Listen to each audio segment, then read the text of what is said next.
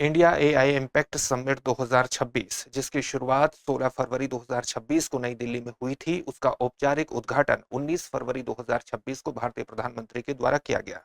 इसी दौरान प्रधानमंत्री ने भारत के मानव विजन को भी प्रस्तुत किया। ये मानव विजन क्या है और ये किस प्रकार से ग्लोबल एआई गवर्नेंस को स्थापित करने में केंद्रीय भूमिका का निर्वहन कर सकता है, इसी टॉपिक पर आज हम चर्चा करने वाले हैं। सबसे पहले मानव की फुल फॉर्म को जान लीजिए। मानव की फुल फॉर्म क्या होगी? मानव की फुल फॉर्म में अगर आप M4 देखें तो M4 मतलब होगा मोरल एंड एथिकल सिस्टम। ठीक है। A4 क्या होगा? A4 होगा अकाउंटेबल गवर्नेंस। N4 क्या होगा? नेशनल सॉवरेनिटी यानी राष्ट्रीय संप्रभुता। A4 क्या होगा?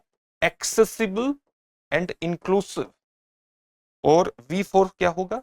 Valid and legitimacy. Legitimate. Legitimate. ठीक है। अब इसका मतलब क्या है और ये किस प्रकार से ग्लोबल एआई गवर्नेंस को रेस्पॉन्सिबल और डेमोक्रेटाइज करने में विशिष्ट भूमिका का निर्वहन कर सकता है, ये जानना आपके लिए बहुत इंपॉर्टेंट है। लेकिन उससे पहले इस बात को विशेष तौर से ध्यान में रखिएगा कि दृष्टि संस्थान ने आपकी जीएस की तैयारी को पूरी तरह से करवाने के लिए आप घर बैठकर ही जीएस की तैयारी कर सके, इस बात को ध्यान में रखते हुए एक कोर्स लॉन्च किया है, GS studio foundation live online course. ये मात्र 24,999 में आपकी जीएस की तैयारी को मात्र 14 महीने में पूरा करा देगा। और इसकी सबसे खास बातों में क्या शामिल है? इसको करने के बाद जब आप दृष्टि संस्थान की किसी भी शाखा में जाएंगे और वहां जीएस फाउंडेशन ऑफलाइन बैच में एडमिशन लेंगे तो ये सारी फीस वहां पर एडजस्ट हो जाएगी, यानी एक तरह से ये कोर्स आपको फ्री में पड़ेगा। इसके संबंध में जो बैच है वो आपको हिंदी, इंग्लिश और इंग्लिश तीनों में ही मिलेंगे। इंग्लिश के बैच में हिंदी और इंग्लिश दोनों में चीजें समझाई जाएंगी, नोट्स उपलब्ध होंगे इंग्लिश में। 2 वर्षों की करंट अफेयर्स की क्लासेस का एक्सेस आपके पास रहेगा। आप अपनी तैयारी का मूल्यांकन कर सके इसके लिए प्रीलिम्स और मेंस के 18 टेस्ट उपलब्ध होंगे। जो पढ़ाया जाएगा उसकी पीडीएफ फाइल मिलेगी, नोट्स बनाने में कोई भी दिक्कत नहीं होगी।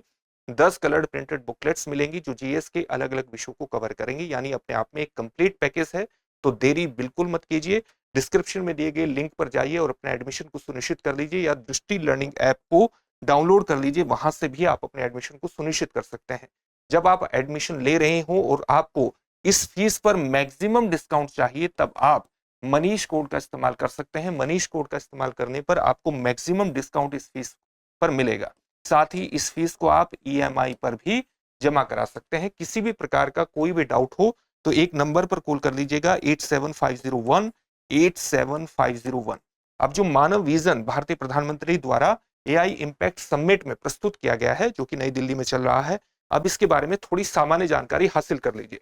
अब ये मानव विजन में हमने देखा था कि M4 क्या है? Moral and ethical system. आप जानते हैं कि जब हम एआई का विकास कर रहे हैं तो एआई के लिए जरूरी है कि उसे सही और गलत की, सही और उचित की पहचान भी होनी चाहिए। और ये पहचान कब होगी? जब उसके लिए आप एक एथिकल सिस्टम क्रिएट कर देंगे। और जब आप एक एथिकल मोरल सिस्टम उसके लिए क्रिएट कर देंगे तब एआई इस प्रकार का डेवलप किया जा सकता है जिसकी वजह से किसी प्रकार का नुकसान न हो, जो कि ह्यूमन वैल्यूज का ध्यान रखे, मूल्यों का विशेष तौर से ध्यान रखे, जो कि समाज में भेदभाव न उत्पन्न कर सकता हो। ये बहुत जरूरी है ह्यूमन सेंसिटिविटी को ध्यान में रखते हुए। इसलिए एआई का विकास इस प्रकार से किया जाना चाहिए ताकि उसे सही और गलत की पहचान हो, ह्यूमन वैल्यूज की पहचान हो, और इसके लिए एक मॉरल एंड एथिकल सिस्टम को क्रिएट किया जाना बहुत जरूरी है। यहाँ पर M4 का मतलब ये हुआ, M का मतलब ये हुआ।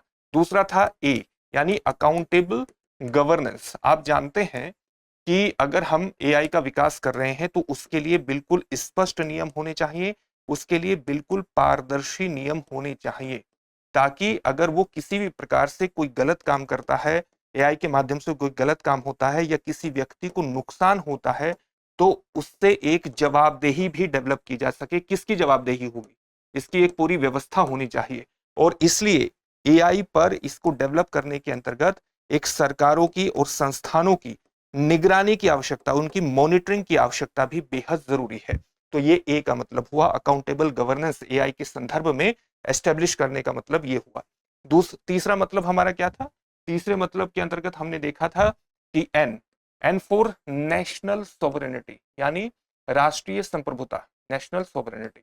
इसका मतलब क्या हुआ? इसका मतलब ये हुआ कि एआई के अंतर्गत बहुत बड़े डेटा सेंटर्स डेवलप होंगे, बहुत बड़े डेटा का इस्तेमाल होगा, डेटा उसी का होगा जिस व्यक्ति ने वो डेवलप किया है या जिस संस्थान ने या सरकार से संबंधित है। यानी जिस व्यक्ति से और सरकार से डेटा जुड़ा है उसी पर उसका मालिकाना हक भी होगा।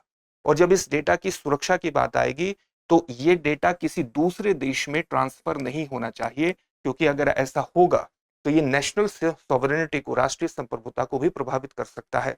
इसलिए डेटा की सुरक्षा करना बेहद जरूरी है और डेटा की गोपनीयता को बनाए रखना भी बेहद जरूरी है, क्योंकि वो नेशनल सॉवरेनिटी से जुड़ा हुआ मुद्दा है। N4 मतलब ये हुआ। इसके अलावा A4 फिर ए आता है उसमें, उसका मतलब क्या हुआ? Accessible and inclusive. आप जानते हैं कि एआई के डेवलपमेंट में उन कंपनियों, हाईटेक कंपनियों के पास कहीं ना कहीं एज है जो कि पहले से इस पर बहुत बड़े स्तर पर काम कर रही हैं। जो विकसित देश इसमें बहुत बड़ा निवेश करने में सक्षम है उन पर भी एक कहीं ना कहीं उनको एज है, यानी वो दूसरों से आगे हैं। इससे एक ग्लोबल एआई डिवाइड पैदा हो सकता है। जिस प्रकार से हमने डिजिटल डिवाइड की बात की थी उसी प्रकार से एआई के क्षेत्र में भी एक विभाजन पैदा हो सकता है। इसलिए एआई का विकास इस प्रकार से किया जाना है कि जो समाज के एक कमजोर तबके हैं उस तक इसकी पहुंच एस्टेब्लिश हो, ग्रामीण क्षेत्रों तक इसकी पहुंच एस्टेब्लिश हो, जो समाज के कमजोर वर्ग हैं वहां तक इसकी पहुंच पे एस्टेब्लिश किया जाना चाहिए। इसके अलावा जो किसान हैं, किस खेती है, वहां तक इसको एस्टेब्लिश किया जाना है। जो छोटे व्यवसायी हैं उनके लिए इसको उपयोग योग्य बनाना है। इस प्रकार से इसका डेवलपमेंट किया जाना है ताकि समाज के सभी वर्ग इससे जुड़ सके और ये वास्तव में मानव केंद्रित हो सके, मानव की समस्याओं का समाधान कर सके। और इंक्लूसिविटी यहीं पर विशेष रूप से महत्वपूर्ण हो जाती है। सभी को एआई का फायदा होना चाहिए। एक ग्लोबल एआई डिवाइड खड़ा करने से हमें बचना चाहिए और इसलिए ग्लोबल साउथ के नेतृत्व में भारत आगे खड़ा है। और जो ग्लोबल साउथ के देश हैं वो कहीं ना कहीं आप जानते हैं कि उनके पास एआई के डेवलपमेंट के लिए फंड उतना नहीं है जितना विकसित देशों के पास है। इसलिए जो ग्लोबल साउथ और ग्लोबल नॉर्थ है उसके अंतर्गत एक डिजिटल डिवाइड खड़ा ना हो, इस समिट के माध्यम से भारत ग्लोबल साउथ का प्रतिनिधित्व भी करने की कोशिश कर रहा है। तो यहीं पर एक्सेसिबल एंड इंक्लूसिविटी, विशेष रूप से एक्सेसिबिलिटी एंड इंक्लूसिविटी विशेष रूप से महत्वपूर्ण हो जाती है। और लास्ट में आता है वी मतलब वैलिड एंड लेजिटिमेट। इसका मतलब क्या हुआ? इसका मतलब है कि एआई का जो विकास किया जाना चाहिए ये कानून के अनुसार ही होना चाहिए, कानून के विपरीत नहीं होना चाहिए। एआई अगर किसी तरह की फर्जी सामग्री उत्पन्न करता है तो उस पर नियंत्रण करने की आवश्यकता है। फर्जी सामग्री जैसे डीप फेक जैसी व्यवस्थाओं को खड़ा करता है तो इससे बचाव होना चाहिए। और बचाव कब होगा? जब इसका डेवलपमेंट और इसका जो यूज होगा वो कानून के अनुसार ही होगा। और जो भी सामग्री ये क्रिएट करता है उसको सत्यापित करने की आवश्यकता है। न केवल सत्यापित करने की आवश्यकता है बल्कि सत्यापित करने के साथ साथ वो जानकारी वैध भी होनी चाहिए। ठीक है, यानी कानून के अनुसार एआई का डेवलपमेंट किया जाना चाहिए। तभी हम इसको डेमोक्रेटाइज बना सकते हैं, तभी हम रेस्पॉन्सिबल एआई को क्रिएट कर सकते हैं। तो अगर भारत का ये मानव विजन देखेंगे तो ये किस प्रकार का प्रयास है? ये कहीं ना कहीं एआई को मानव केंद्रित बनाने का प्रयास है।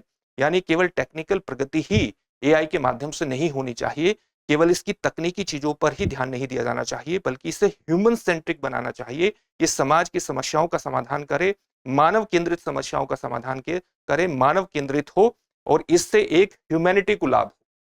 इसको डेमोक्रेटाइज करने पर भी जोर है और साथ ही एक रेस्पॉन्सिबल एआई गवर्नेंस सिस्टम को क्रिएट करने का कहीं ना कहीं इसमें संकेंद्रण कंसंट्रेशन दिखाई देता है भारत के मानव विजन में। और यही इसके महत्व को भी रिफ्लेक्ट करता है। अब इससे जुड़े हुए एक प्रश्न को देख लेते हैं। प्रश्न क्या है? भारत द्वारा प्रस्तुत मानव विजन किस क्षेत्र से संबंधित है? आपके सामने ऑप्शंस हैं: कृषि, कृत्रिम बुद्धिमत्ता यानी आर्टिफिशियल इंटेलिजेंस, अंतरिक्ष या रक्षा। इस प्रश्न का उत्तर कमेंट बॉक्स में कमेंट करके जरूर दीजिएगा।